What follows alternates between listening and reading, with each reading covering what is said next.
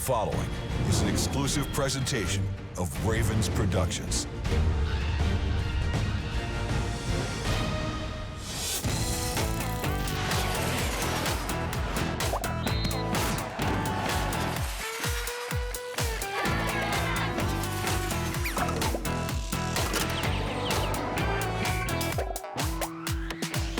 What's up, Ravens fans? Welcome into a fresh edition of Ravens Unscripted. As always, coming to you from the Under Armour Performance Center. It's week 16 of the season, and the Ravens are coming off a critical win over the Bucs and have a monumental matchup with the Chargers Saturday night. So a lot to get into.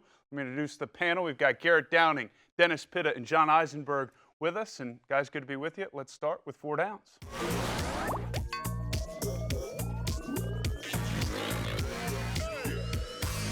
Start big picture here, guys, and Garrett, you first. General takeaways to what was a rain-soaked win for the Ravens, and one where Lamar was, I guess, officially the starter for this team moving forward.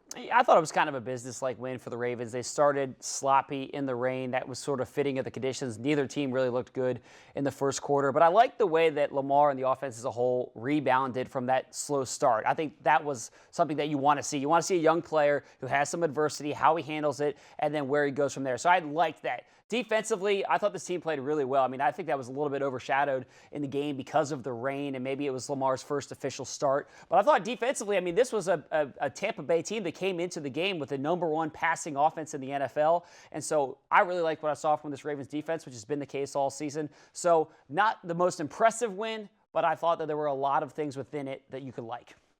And my biggest takeaway was the defense. They've continued to play lights out ever since Lamar came under center as the starting quarterback. They have played tremendous football. And you look at what they did last week or yesterday against the Buccaneers.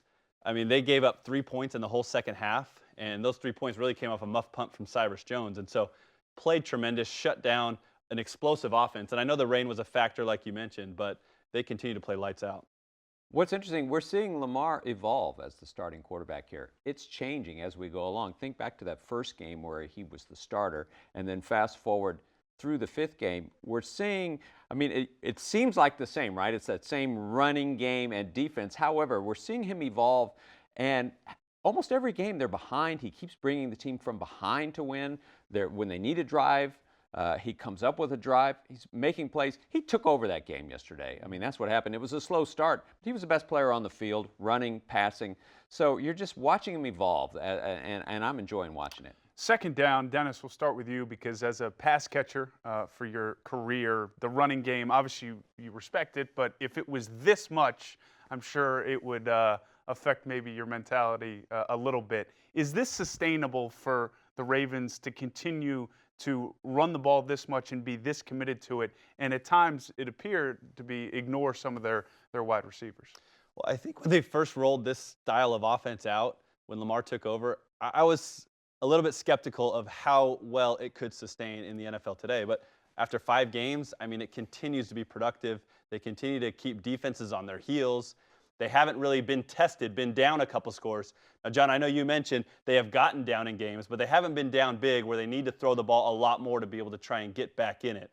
And so that is still yet to be seen. I think they'll continue to evolve and have to progress in that regard. But I'm starting to be a little bit of a believer that they can sustain, pending he stays healthy, which is the big question mark, that they can do this moving forward. Has any of these teams that he's faced, Garrett, really loaded up to stop the run? I mean, I think you're seeing a little bit more of that. None of these teams have, on paper, And they've all been bad run yeah, they've not defenses, been particularly good against the run. Now that's going to change when they face the Chargers on Saturday. I think that's kind of the next big test and sort of this question of can you run the ball this much? But I think Dennis made a great point, which is that this is not a traditional running style. It's not like you just have a great running back and then if you bring a lot of guys in the box, you can kind of stop that because there's so much misdirection with it. There's so much variance in terms of every single play, whether he gives it, whether he takes it. And then obviously he's just a playmaker by himself. But yeah, so I think that they can continue to run the ball the way that they have, and that is probably their best recipe for success. But I also do agree there's going to be a game, whether it's these next 2 in the regular season or if they get into the playoffs, where there's going to be a minute left, you got to go 70 yards and get a touchdown. That was the scenario pretty much in Kansas City a couple of weeks ago, late in regulation there. So there will be that kind of situation that he'll have to kind of pass that test to. Yeah, well, what'll be interesting, I mean, like, as Dennis was saying, down 2 touchdowns. We haven't seen that. I mean, every quarterback has to deal with that. We'll see how that goes. That'll be a real test. However, what about the last 2 minutes of the first half against Tampa, right? Fall behind, everyone's a little discouraged, boom, pass the ball right down the field, kick a field goal. It's like, well, where can this go? I mean, who knows? I mean, it is possible. I mean, we have seen teams stack in the box. For sure, Kansas City stacked the box early in that game, just ran right through them. So, I don't know. It's all evolving. I think defenses are trying to figure out what they can do, and the Ravens are trying to figure out exactly what's the right balance. It's really interesting to watch. Third down, Dennis, you brought up the defense, and one guy who's had a fantastic season and had a big game against Tampa Bay was Marlon Humphrey. And, John, is his emergence and value to this defense even being under-discussed? Yeah, probably is being under-discussed. And he's dealing with an injury, a groin injury. That's very difficult. I think so he's not really 100%. I mean, they wouldn't put him out there if they didn't think he could play well enough. But and you're looking at a guy that is really, I mean, he was drafted in the first round. They would hope he would be an elite cornerback. He's becoming that. I mean, playmaking, getting off the field, making those plays that has haunted the Ravens the last few years. And there's a guy in several games this year that has made those plays. Well, John, you said maybe it's under-discussed, but I would just like to take this opportunity to pat myself on the back. Evan, I'm sure you remember this. If we go back like 6 or 7, this is a rare opportunity for me to brag. I said maybe 6 or 7 weeks ago that he's probably the best defensive player on this team, and I think that we're seeing the result of that. We should roll the clip or something right now. But yeah, I think we're seeing the results of that, and that's, credit to me. What do you got to say, Dennis? And one thing to note is he makes big-time plays in critical situations. You saw it yesterday against Tampa Bay on the 4th down play, breaking up that pass. Rewind a couple weeks back to Cincinnati to end that game on 4th and 9 or something like that. He breaks up a pass there and ends that game essentially. He makes big-time plays in critical situations, and that is a huge characteristic trait if you want in your cornerback. 4th down and probably the most interesting topic of this first segment. Guys, just your confidence level. I'd love a percentage because it's easy to quantify that this team's going to make the playoffs, Garrett.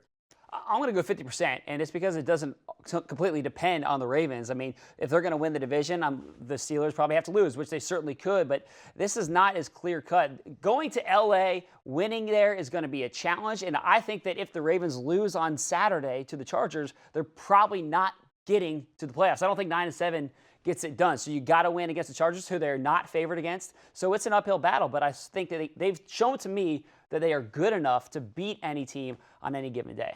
50%. Way to sit right on the fence on that one, Garrett. I would take that as, though, I mean, it's saying something in the sense that it's almost... it could go either way. Yeah. Wow, shocking. Let's hear your percentage here. I'll say 55%. Okay. I do think they have a good shot because they control their own destiny. If they can go and get a win against LA and then come back home and play a much improved Browns team and get a win there, both tough games in my opinion, but if they can get those wins, then they can get in and slide into that wild card spot. And who knows, if Pittsburgh loses to the Saints and then comes and loses to a bad Cincinnati team, I mean, they could win the division still. And so there's still a lot of possibilities at play. And you still talk about the Colts and the Titans, two teams that have been up and down that still have to win, their last 2 games. And so there's a lot of variables here. I think they have a better than not chance to get in. us out of 50s here, John. Take 49. Okay. 49, I would say, just because going on the road and playing the Chargers. And I think Ravens have a shot in that game. I think not many people are going to be picking the Chargers. I think they have a shot. It's a tough game, though. There's no doubt. So I just think it's hard. I think it's pretty simple. Actually, 2 wins. And it's 99% chance and you're in. So really forget all that other stuff. I don't care how you're into the tournament if you win 2 games. But those are 2 tough games. Should be a wild final 2 weeks of the season. Coming up next, it's Love It or Hate It. We're going to discuss Willie Snead. And speaking of Willie Snead, here is a gorgeous 360 view of his important catch on 3rd down, brought to you by AAA. Jackson. Pass is caught.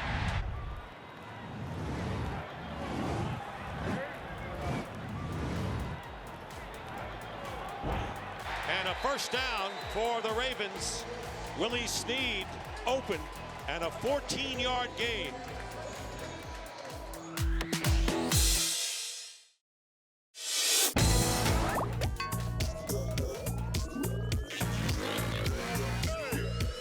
Welcome back to the show. It's been a little while since we had Love It or Hate It, but Dennis is here, so we always have to show some passion.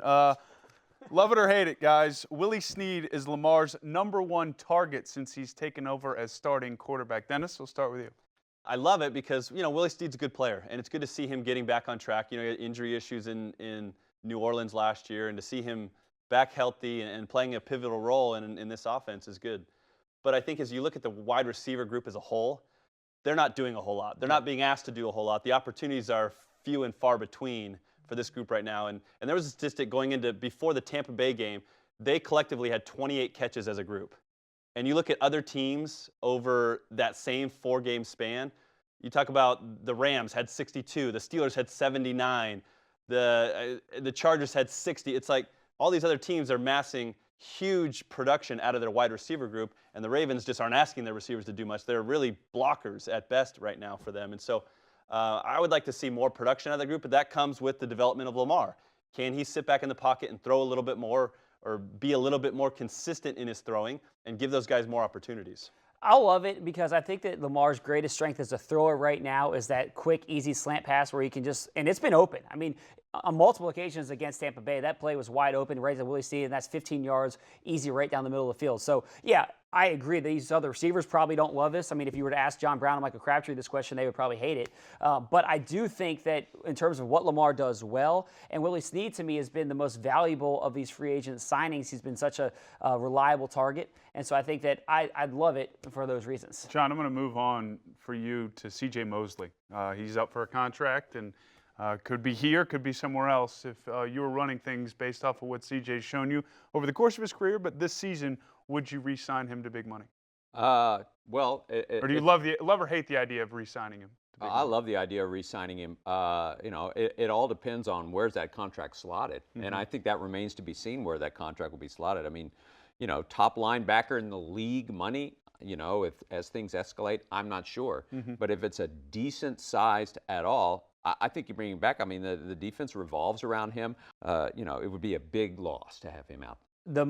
Where it is, I think, is the biggest piece of the equation here. The Ravens will have some money that's coming off the books, I think, next year that could open the opportunity to go ahead and keep him. But I think if you're getting into that conversation where he's going to be the highest paid linebacker in the league. Is that Luke Kuechly right now? Yeah, Luke Kuechly at that level, you probably hate it. But this is a guy who pretty much has done everything right since he's been here. He's been to the Pro Bowl just about every year.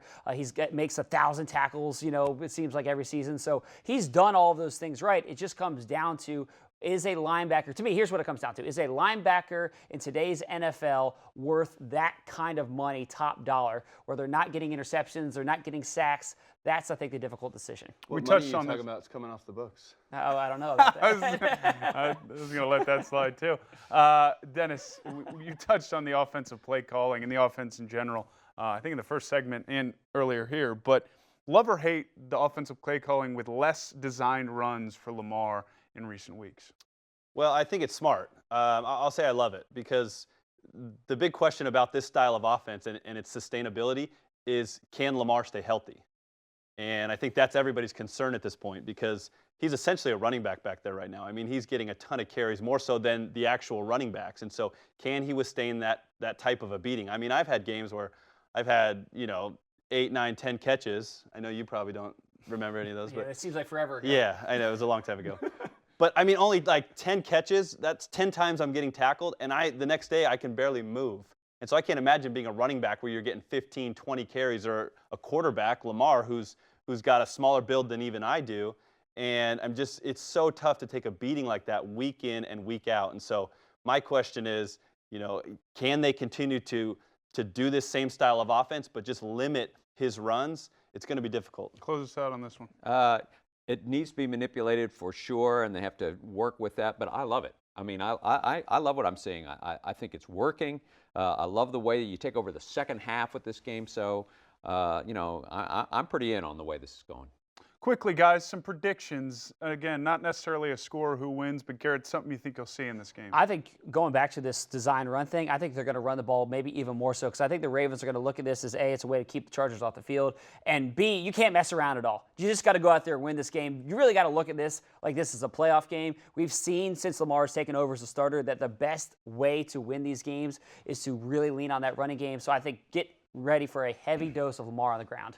Yeah, I agree. This is their season, this game essentially. I mean, this is the biggest game they'll play. This is essentially a playoff game, and so you have to find a way to win this game at whatever cost. And so run Lamar as many times as he can take just to get out of there with a win, I think is the most important thing. I think you're going to see plenty of offense from the Ravens in this game. The Chargers, everyone's excited about them because they've won some great road games here, right? They've gone into Kansas City and they've won. They've gone into Pittsburgh and they've won. But look at the scores of those games. They gave up almost 30 points in each game. They won. Their offense carried them. They gave up a lot of points. People think, well, the Ravens can't score. San Diego has a nice defense, or the Los Angeles, excuse me. But however, I think the Ravens are going to be scoring points in this game, a lot of them. Can't wait for this game Saturday night. Well, coming up next, it's the rating game. Stay with us.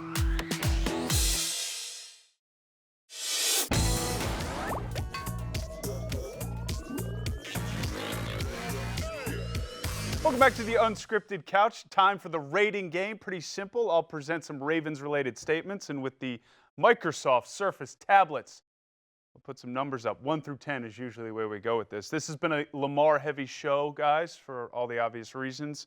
How would you rate his first official game as the starter, if we're calling it that?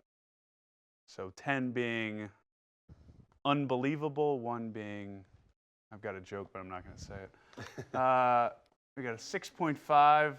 Bergie's high on Lamar Jackson right now. So you got a 9. We'll stay positive here. Won the game. Is that easy?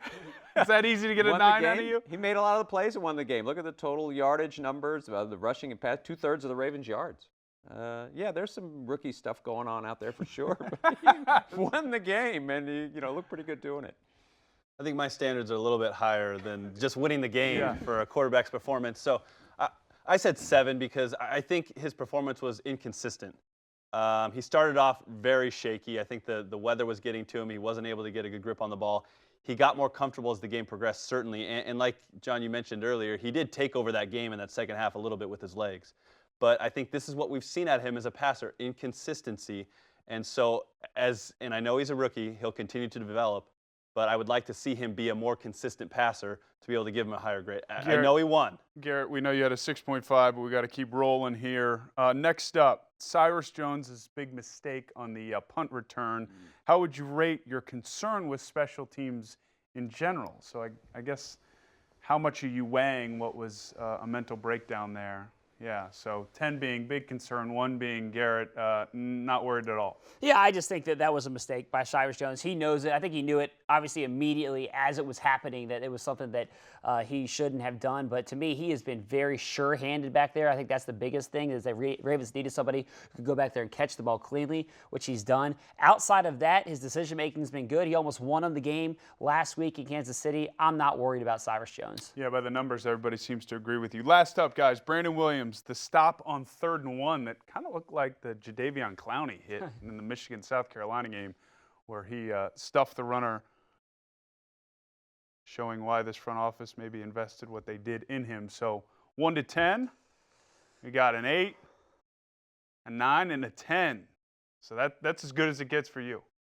That was a great play, and it came at a key point in the game. It was big. This was a 1-score game for the entire second half, and possession was really important, and that stop. I mean, stuff like that, when the game's honestly hanging in the balance for most of that second half. So a very important play. We've run out of time here on the Unscripted Couch. Thanks so much for watching. Dennis, Garrett, John, thanks for stopping by. Happy holidays, everybody. And a reminder, the game Saturday night on NFL Network. If you're in Baltimore, you can see it on WBAL. We'll see you next week.